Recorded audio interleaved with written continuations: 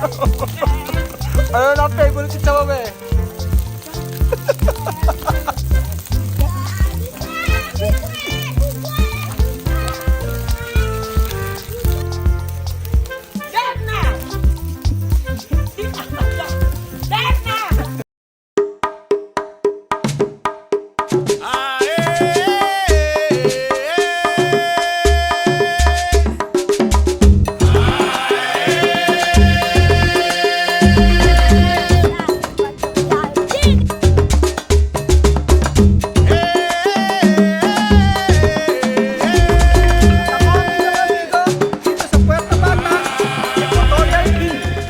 Magandang araw po sa inyo mga amigo. Kumusta po kayo? At dito po sa Equatorial Guinea, alam niyo po, paambon-ambon ang panahon. Pero pag aambon, aaraw. So ayun po, ang mga bata ay nandito lang sa bahay at mga nanonood ng TV. So ayun po mga amigo, ngayong araw po ipapakita ko po sa inyo about sa mayroong pagbabago po sa may bahay ni Chamame. Pinag-usapan kasi namin ni Chamame about sa may paupahang bahay. Yung paupahang bahay, tinatanong ko, Chamame, saan mo ilalagay yung septic tank? At saka, bakit walang space, sabi ko sa kanya.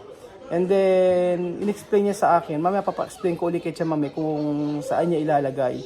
And then, merong sasaraduhan po. Sasaraduhan niya po yung lugar malapit sa kanila. Sa dinadaanan ko. At akala ko naman, ang sasaraduhan ni Chamame yung daanan nila Papa Bunggay.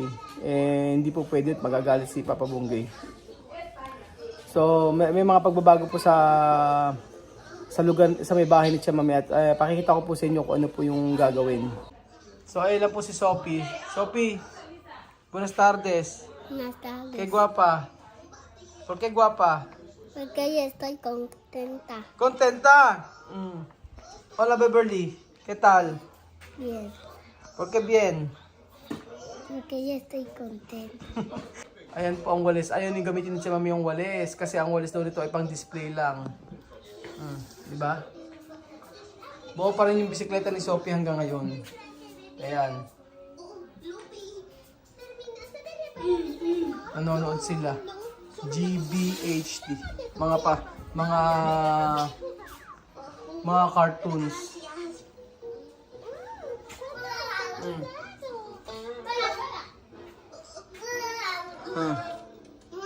Galing. At nandito po si Nena na bagong ligo po. Aray. Dami beso. Dami beso. Ayaw. Dami beso. Ay, caramelo. Ken guapa? Miss Maguapa? Kuya Raul, guapo? Ken guapo? Ken guapo? Sandra o Chamame? Ken, Chamame o Sandra? Ha? Chamame, susumbong kita. Sabi mo si Chamame mas maganda kaysa kay Sandra. Makulit to si Nena yo. Ha? Nena, ¿por qué ir a mi casa? ¿Vamos a mi casa? ¿Ha? ¿No llorar? ¿Con quién? ¿Con misma? Inaaya ko sa bahay kasi hindi pa sila pupunta sa bahay. Vamos con misma? Sí. Oh. Y Alima. ¿Y Alima también? ¿Quién más? Y Sophie. Sophie. Oh. Como antes. ¿Por Y qué? Alima queda. Ay, Alima queda. ¿Quién queda? Y Alima. ¿Quién queda aquí? ¿Quién queda aquí? Vamos a tu casa. Ajá. ¿Quién queda aquí? ¿Quién queda? Sophie o Alima? Sophie queda aquí o no? Sophie ba? Oh, ese Alima queda. Misma. Misma ba? Misma ba o no? Misma. Misma ba o no? Beverly ke? Beverly ba? Beverly ba o no? Alima. Chamame. De tu casa. Chamame ba? De tu casa. De tu casa. Aha. De tu casa. Sandra ba o no? Aquí está tu casa. Ha? Sandra ba o no? Kaya na. Ayaw nyo kasama si Sandra. Mga amigo, ang gagawin po sa bahay nila Chamame, dito po ilalagay yung pinaka-septic tank niya. Kasi ito po yung CR. Oh. Ito CR. Dito ilalagay yung septic tank. Tapos, ito yung isa. Ito yung isang CR. So, sabi ko kay Chamame, ang magandang gawin, pag humukay, isa lang. Pagapangin na lang. Ganun. Dito. Pwede dito yan eh. Oh, papagapangin na lang, ibig sabihin maglalagay ng tubo. Oh, kasi ganyan yung ginawa sa CR ko eh. So, yung CR ko, yung pinaka-septic tank nasa harapan ng bahay kasi nga walang space sa likod.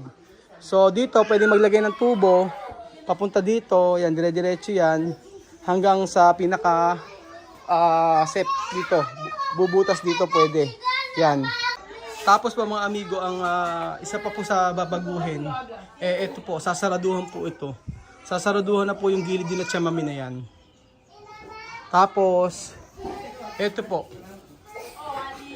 Sabi ko kay Chamame, ito, sisimentuhan na. Maganda kasi simentuhan to eh. Oh, simentuhan to. Tapos, ito po, sasaraduhan na po nila Chamame yan. So, ang magiging, ano po nila, entrance po nila, dito po. Sa may harapan po nila Celia. So, dito po, magkakaroon po dito ng panibagong entrance. Ha? Tukumer? Tukumer mango verde?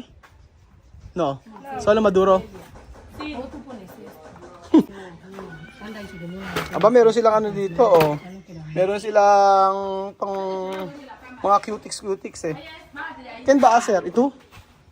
Sandra. Ay, ito para Sandra? O si Sandra pala ang nagpa-part-time. Para sa kanyang, buenas tardes, pasensya. Vamos sa comer, ha? Sisigan daw ni Chamame, baka umambon pa raw ng umambon. Ito yun na yung mga dahon ng mangga.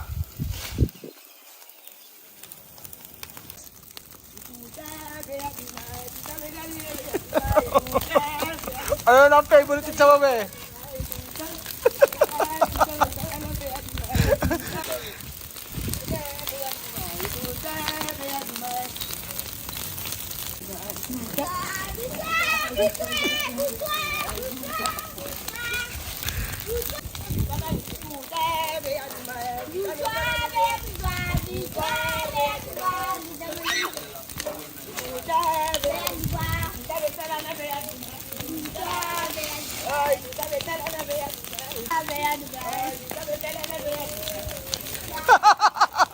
Ang lakas, oh. Ayan na po mga amigo, meron na pong babaeng Afrikana na sumasayaw. Si Tia Celsa Puego. Magsisiga lang yan, ha?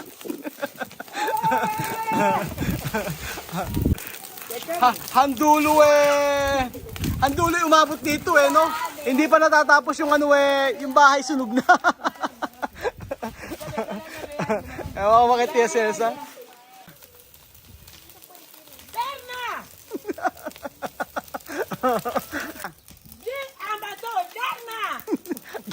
Darna.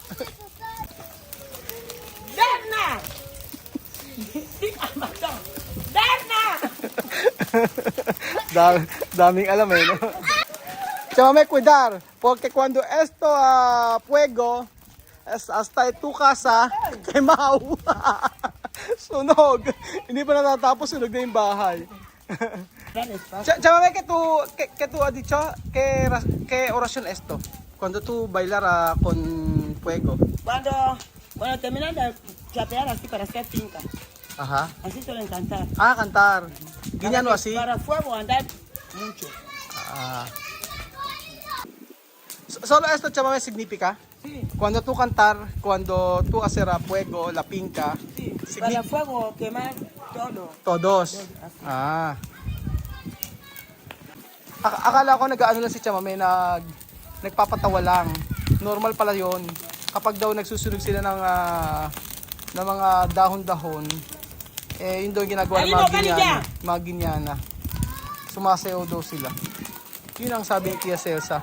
Akala ko kasi nagpapatawa lang si Chamame. Sandra! Gusto ko tong pamilya nila Celia. Si Si Pasensya, mabait.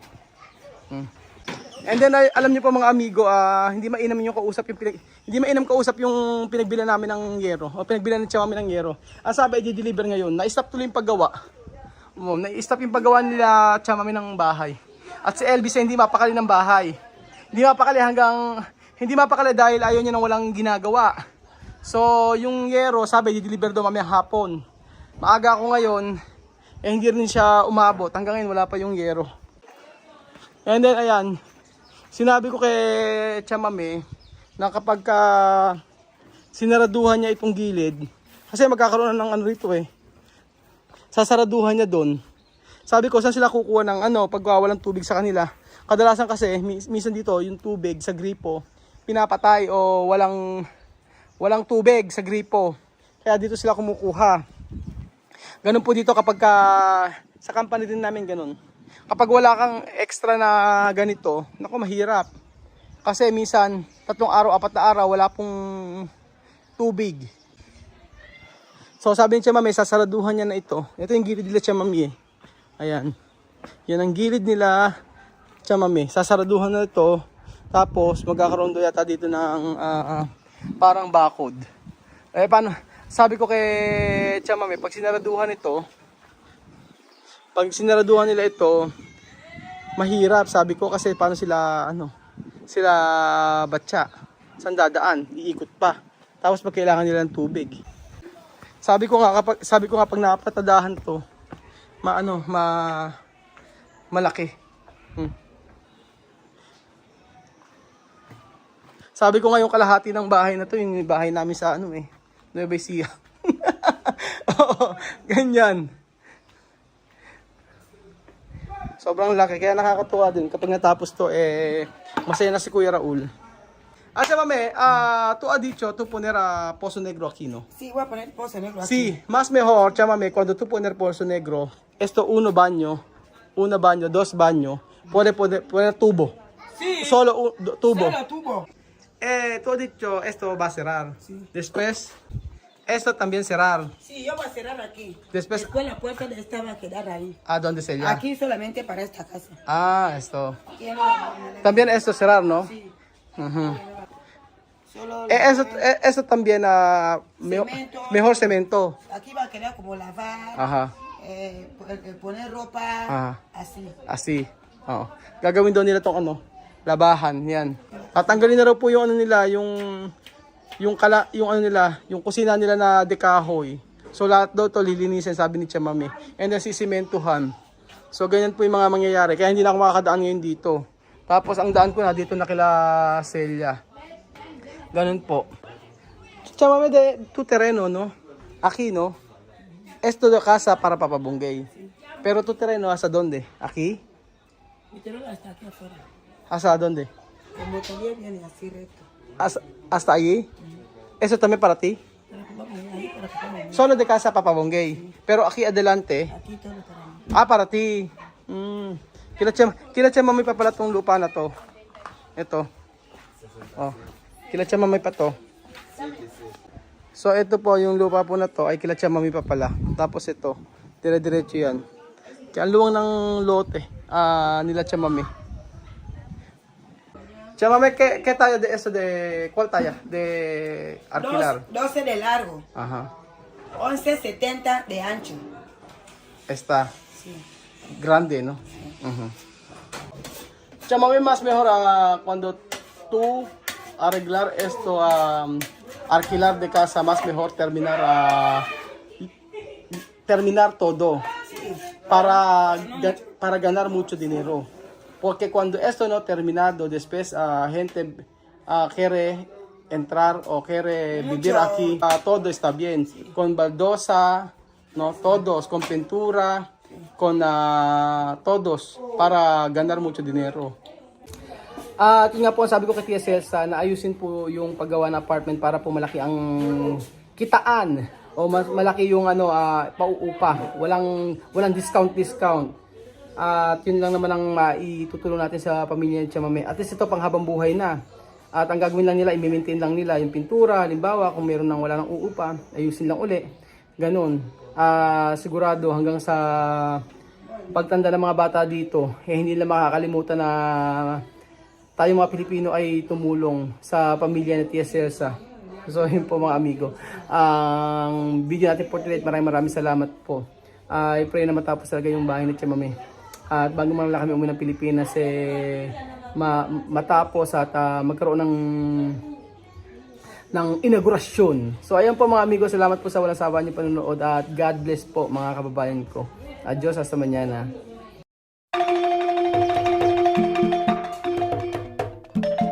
Na-appreciate ko yung paano sila nagdadasal.